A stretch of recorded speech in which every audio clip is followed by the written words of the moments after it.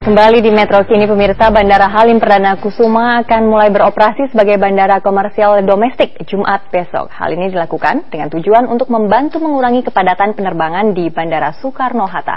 Lalu bagaimana kesiapan Bandara Halim Perdana Kusuma? Rory Asyari akan melaporkannya langsung dari Bandara Halim Perdana Kusuma, Jakarta. Ya Rory, sejauh ini sampai sejauh mana kesiapan Bandara Halim untuk menjadi bandara komersial? Apakah semua persiapannya sudah selesai dilakukan? Gilang, bisa dikatakan bahwa semua persiapan hampir 100% selesai apabila kita melihat terkait dengan perubahan fisik atau renovasi fisik dari Bandara Halim Perdana Kusuma, utamanya bagian terminal ini renovasinya sudah selesai, seperti renovasi untuk ruang check-in atau check-in counter atau yang biasa disebut dengan ruang pelaporan sekarang sudah diperlebar, dan apabila Anda nanti menggunakan pesawat komersil via Bandara Halim Perdana Kusuma ini pun Anda akan ditransfer begitu ke ruang tunggu yang saat ini kapasitasnya sudah lebih besar.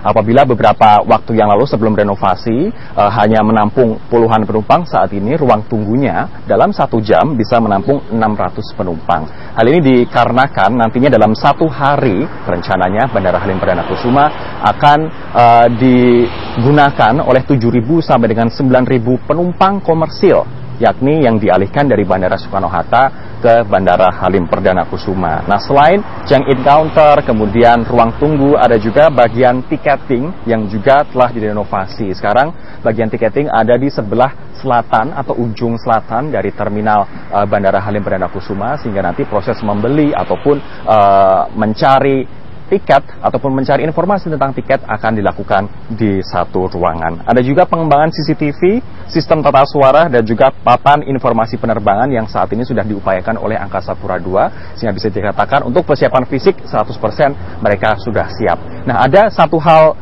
lain yang juga menjadi concern atau perhatian dari beberapa pengamat penerbangan, yakni landasan pacu.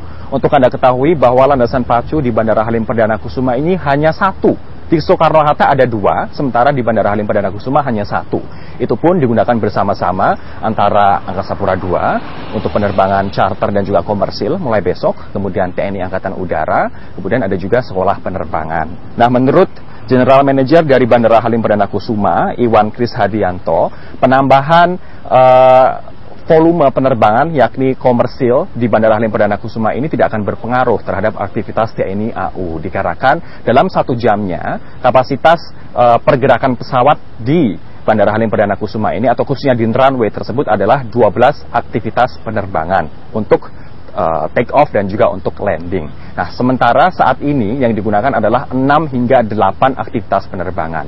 Nantinya dengan adanya tambahan pesawat komersil ini akan ada tambahan 4 penerbangan setiap jamnya, sehingga kapasitas 12 jam tersebut akan masih terpenuhi sehingga tidak akan mengganggu satu sama lain antara aktivitas TNI AU, kemudian sekolah penerbangan dan juga penerbangan komersil. Namun hal ini dibantah oleh salah satu pengamat penerbangan yang juga merupakan mantan Kepala Staf Angkatan Udara, yakni Cepi Hakim, yang mengatakan bahwa bagaimanapun pengaturannya, nanti aktivitas komersil akan tetap mengganggu aktivitas TNI AU. Untuk diketahui, menurut Cepi, Bandara Halim Perdana Kusuma ini juga menjadi kawasan pertahanan nasional dengan adanya markas besar Komando Pertahanan Udara Nasional.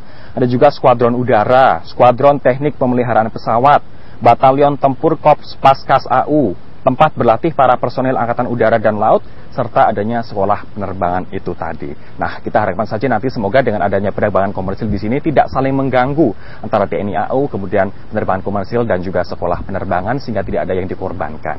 Ada beberapa aspek lain terkait dengan jadwal penerbangan yang ingin saya sampaikan, bilang. Jadi, mulai besok akan ada 1 maskapai yang telah beroperasi, yakni CityLink. Rencananya akan ada 9 penerbangan dari Halim Perdana Kusuma setiap harinya. Nah, CityLink ini akan melayani untuk besok 4 tujuan, yakni dari Jakarta ke Semarang, Yogyakarta, Surabaya, dan juga Malang.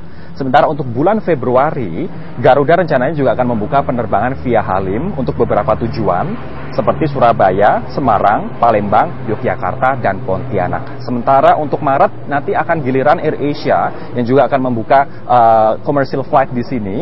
Tujuannya adalah Medan dan Surabaya. Namun pihak Angkasa Pura II, khususnya yang ada di Bandara Halim Perdana Kusuma, menyatakan bahwa Bandara Halim hanya akan melayani penerbangan komersil point to point. Ini artinya misalnya dari Jakarta ke Surabaya, Jakarta ke Malang, atau dari Malang ke Jakarta, bukan merupakan penerbangan connecting flight ataupun transit, dikarenakan kepadatan dari runway bandara ini yang digunakan oleh 3 institusi yang berbeda. Nah, sementara itu Menteri Perhubungan Mangindaan mengatakan bahwa pengalihan sebagian penerbangan komersil dari Soekarno-Hatta ke Bandara Halim Perdana Kusuma akan mengurangi sekitar 10 hingga 11% dari kepadatan bandara di Soekarno-Hatta. Nah, Menhub juga memastikan bahwa pemindahan ini adalah hanya jangka pendek saja sampai dengan nanti pembangunan Terminal 3 di Bandara Soekarno-Hatta akan selesai seutuhnya di awal tahun 2015. Nah, setelah 1 tahun berjalan, Menhub mengatakan bahwa nanti akan dievaluasi apakah tetap akan menggunakan Bandara Halim ini sebagai bandara komersil atau mengembalikan seluruh penerbangan komersil ke Bandara Soekarno-Hatta.